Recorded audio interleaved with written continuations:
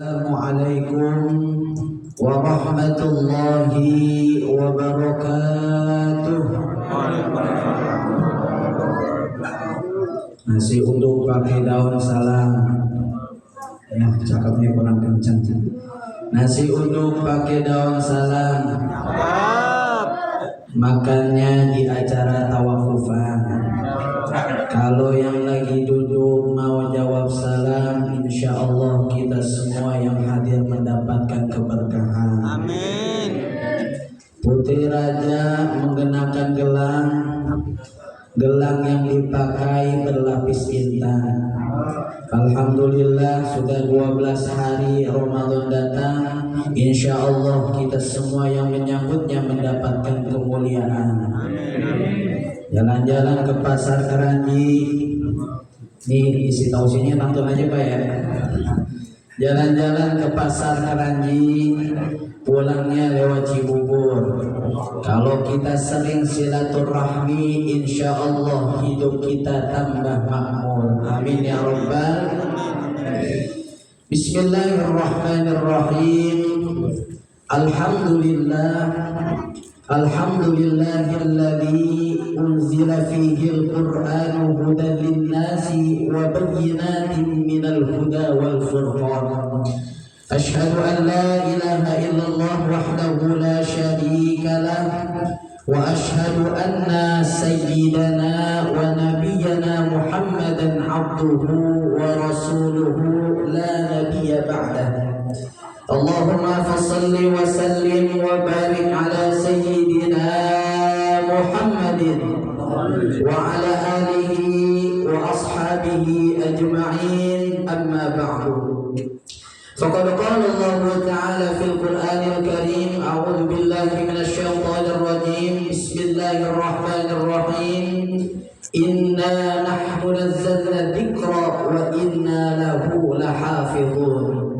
Wa qala Rasulullah sallallahu alaihi wasallam, iqra'ul Qur'an fa innahu ya'ti yaumal qiyamati syafi'an li ashabihi. Ay kama qala Rasulullah sallallahu alaihi wa alihi wasallam.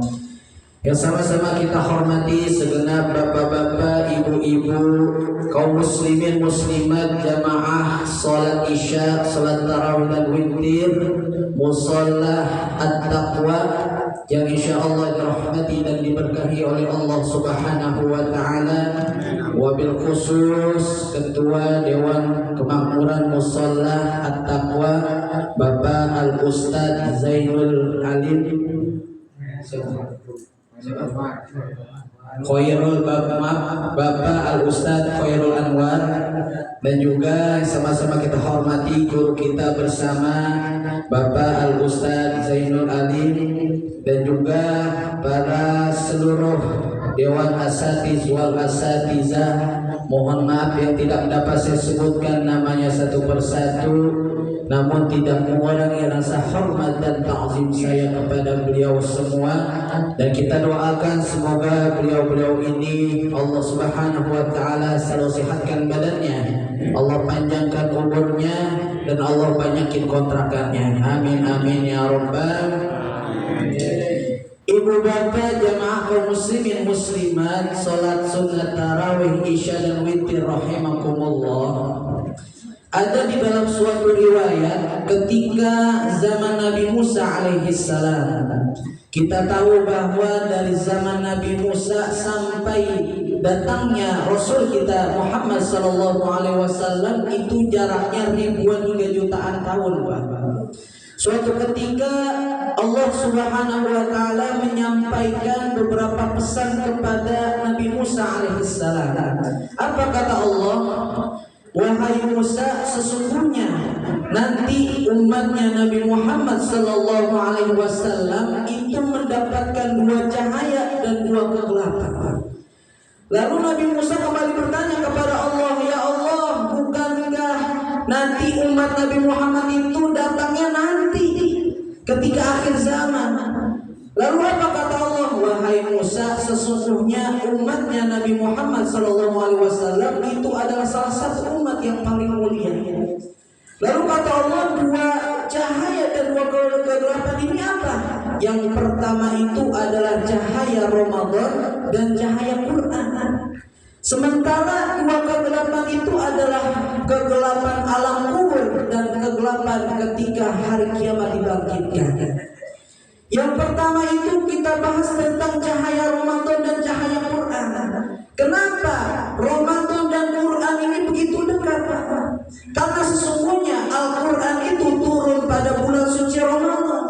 Al-Quran itu menjadi mulia karena dia diturunkan pada bulan Ramadan, dan bulan Ramadan pula dia menjadi mulia karena di dalamnya itu tempat dan waktu diturunkannya kitab suci Al-Quran. Kalau kita membahas kitab suci Al-Quran, itu memang ketika Allah turunkan semua kitab sucinya kepada para hambanya, itu yang paling mulia cuma kitab Al-Quran. Dibandingkan dari kitab-kitab yang lain, dari Zabur, dari Taurat, dari Injil, cuma Al-Quran yang paling Allah muliakan. Kenapa? Karena yang pertama, Al-Quran itu diturunkan kepada Rasul yang paling mulia. Dari 124.000 nabi dan 313 orang rasul, cuma Rasulullah Muhammad SAW yang Allah pilih untuk menurunkan Al-Quran. Itu yang pertama, Pak. Terus yang kedua, ketika Al-Quran itu diturunkan, tempat dan kotanya itu juga kota yang paling mulia, yaitu di Mekah Al-Mukarramah dan Madinatul Munawwarah. Bayangin, dari ribuan bahkan jutaan kota yang ada di seluruh dunia, cuma Mekah dan Madinah doang tempat di mana Al-Quran diturunkan oleh Allah. Dan yang terakhir, Al-Quran itu turun itu pada masa atau waktu yang begitu mulia, yaitu pada bulan Ramadan, tepatnya di malam Lailatul Qadar. Dalam Al-Quran Allah sebutkan, Inna anzalnahu fi lailatul qadar. Sesungguhnya kami itu menurunkan Al-Quran pada malam Lailatul Qadar. Dan pada ayat lain Allah katakan, Inna anzalnahu fi lailatin mubarakah. Sesungguhnya kami telah turunkan Al-Quran pada malam yang diberkahi oleh Allah, yaitu adalah malam Lailatul Qadar. Makanya kalau kita bisa analisis, begitu banyak kemuliaan yang terdapat di dalam Al-Quran, terutama ketika Al-Quran ini dipegang oleh Nabi kita yang mulia, yaitu Rasulullah Muhammad SAW. Nabi Muhammad itu dulu ketika beliau menurunkan Al-Quran, menerima wahyu dari Allah, yaitu dapat mengalahkan beberapa syair-syair orang Arab terdahulu. Makanya di sini kalau kita melihat dari kemujizatan Al-Quran, melihat dari kehebatannya Al-Quran itu berbeda, Pak, daripada kitab-kitab yang lain. Kita bisa melihat dari tiga sisi. Yang pertama dari sisi mukjizat kalamiahnya, dari sisi perkataannya, Pak, dari sisi kalimatnya, struktur katanya yang begitu bagus dan begitu indah. Makanya Nabi kita itu mendapatkan gelar An-Nabiyul Ummi. Apa itu Nabi yang ummi? Yaitu tidak bisa mengenal tulisan dan bacaan. Tapi bukan berarti Nabi kita bodoh, enggak, Pak.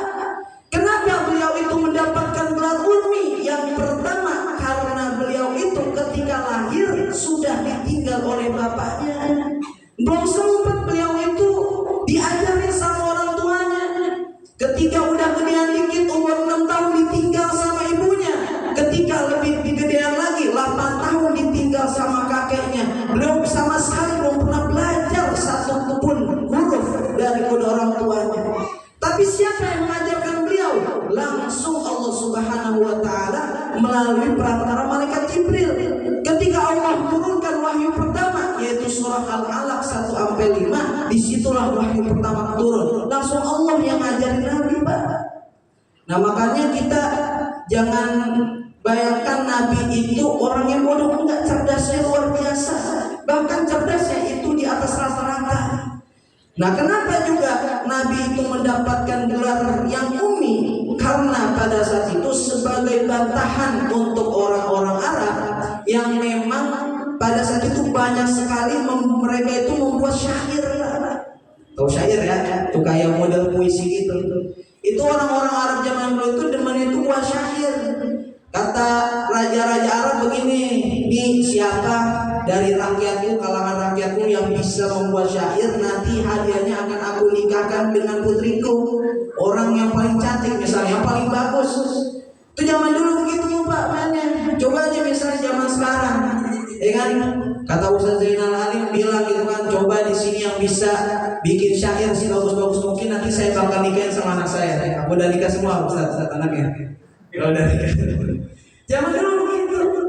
Makanya kenapa Nabi itu mendapatkan gelar Umi sebagai bantahan bahwa Al-Quran ini bukan semata-mata karangan Nabi, bukan semata-mata hasil tulisan Rasul, tapi murni perkataan dari Allah Subhanahu wa Ta'ala.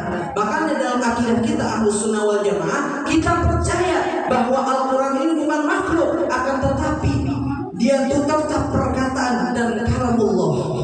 Itu yang pertama, kita bisa lihat sisi dari mukjizat kalamiahnya. Terus yang kedua, bisa kita lihat dari mukjizat maknanya wiyahnya Pak, dari mukjizat maknanya. Kalau kita lihat di dalam Al-Quran itu bukan cuma hukum doang yang ada, bukan cuma perintah dan larangan doang, tapi segalanya ada. Dari mulai sejarah ada, dari sains ada, dari semua ilmu pengetahuan ada, dari mulai penciptaan manusia, dari alam rahim sampai Allah lahirkan ke dunia. Dan di Al-Quran juga banyak menjelaskan tentang bagaimana penciptaan alam semesta. Itu semua termaktub di dalam Al-Quran. Makanya kurang mulia apa? Tinggal kitanya aja nih yang belum pernah baca artinya. Kita mungkin cuma bisa baca arti doang, tapi sekali-kali kalau kita lagi baca Al-Quran, coba kita merenung isi artinya tuh kayak gimana. Nah inilah makanya yang ketiga, dilihat dari sisi mukjizat samiyahnya, yaitu pendengaran. Berapa banyak coba orang yang di dunia ini mereka itu masuk ke dalam agama Islam semata-mata karena mereka itu mendengarkan indahnya lantunan ayat suci Al-Quran. Apalagi karena yang memandangnya itu para qori kita, para hafid kita yang melantunkan dengan irama yang indah. Itu mungkin orang kalau tanpa dia sadar itu bisa meneteskan air mata, apalagi dia itu sampai menghayati isi artinya. Makanya kalau misalnya kita lagi baca misalnya tentang surah Al-Qari'ah, Al-Qari'ah itu kan tentang hari kiamat. Itu kalau misalnya kita sadar, kalau kita bisa merenung isi maknanya, itu kita bisa nangis Mas. Baca Al-Qari'ah doang. Ya baca surah Al-Waqi'ah atau misalnya baca kata kullu nafsin dha'iqatul maut. Kalau kita bisa merenung isi kandungan artinya, maknanya itu mendalam seperti apa, bisa nangis kita. Makanya itu Pak, salah satu kemuliaan Al-Quran. Oleh karenanya pada malam bulan Ramadan ini, tempat dan waktu diturunkannya kitab suci Al-Quran, mari bersama-sama kita ramaikan rumah kita ramaikan musola, masjid, majlis taklim kita. Dari apa? Dari pembacaan ayat suci Al-Quran. Jadi Al-Quran selama Ramadan bukan cuma dipajang doang Pak di lemari habis berdebu, tapi bawa ke masjid, bawa ke musola. Kalau emang nggak bisa, baca di rumah minimal sehari itu 1 juz Pak. 30 hari kita semasa bulan suci Ramadan kita sudah bisa menghatamkan Al-Quran, karena pahalanya beda. Kalau di luar bulan Ramadan 1 huruf kita baca itu pahalanya cuma 10. Masuk bulan Rajab pahalanya 100, bulan Syaban 500, sampai bulan suci Ramadan pahalanya mendapatkan 1000 pahala. Karena di dalam Ramadan ini adalah di'ful ajri, yaitu ketika kita melakukan suatu amal kebaikan dan ibadah, semuanya akan dilipat gandakan oleh Allah Subhanahu wa Ta'ala. Oleh karenanya marilah sama-sama pada malam bulan suci Ramadan ini, terutama di sisa-sisa hari ini sampai nanti akhir bulan Ramadan, kita tingkatkan kualitas ibadah kita tingkatkan kualitas baca Al-Quran kita, dan semoga kita memohon kepada Allah Subhanahu wa Ta'ala ketika keluar dari bulan suci Ramadan, kita seperti anak bayi yang baru dilahirkan ke dunia, yaitu bersih tanpa dosa. Karena pada bulan Ramadan itu adalah salah satu bulan tempat di mana Allah Subhanahu wa Ta'ala akan mengampuni dosa-dosa hamba-hambanya. Mudah-mudahan kita semua yang hadir di sini termasuk hamba-hamba Allah yang selama bulan suci Ramadan Allah ampuni semua semua dosa-dosa kita, dan Allah terima semua amal ibadah kita. Amin amin ya rabbal alamin. Mungkin itu saja yang dapat saya sampaikan. Kalau kemalaman juga nanti takutnya pada bubar. Terima kasih.